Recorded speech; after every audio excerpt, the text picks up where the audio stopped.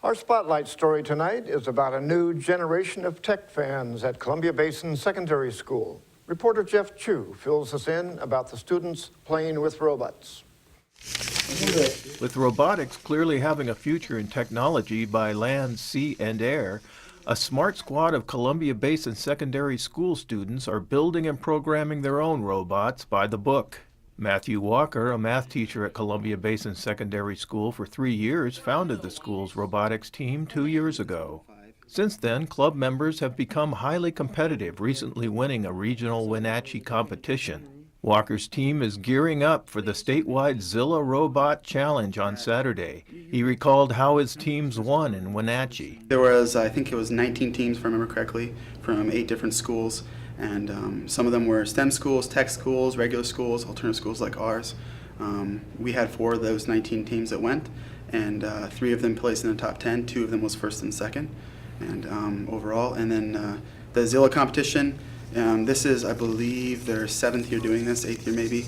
And they do 2 competitions a year, and it's statewide, so there can be anywhere from 40 to 100 plus schools, not schools, teams that go.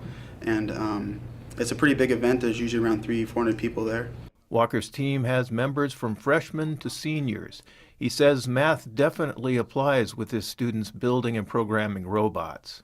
A big part of the robots is the problem-solving aspect, which is a big part of math.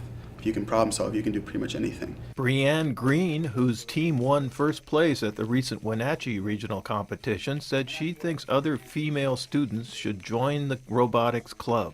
I would recommend it because it's just fun, and I'm a really competitive person, and that's why I like it. And so I think girls are just afraid of like being in a robot team because it is full of guys.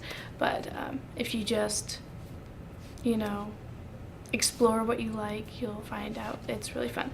Brianne's teammate, James Glencoe, talked about his favorite part of the robotics program. I think the ability to problem solve in a group with other people is you can work together well. It teaches you to critically think, but then also put in your input and listen to other people as you get to work with them as well. Robotics club member Kenneth Wicks, whose team took second place at Wenatchee, explained why he joined the club. It's interesting because we get to learn what different, basically what different parts of the robot mean,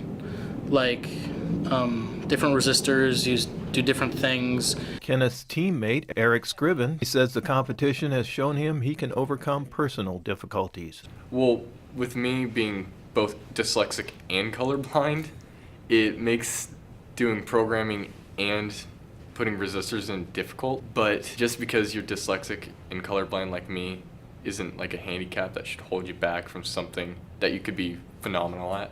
I'm Jeff Chu for iFIBER 1 News. We will be right back after this.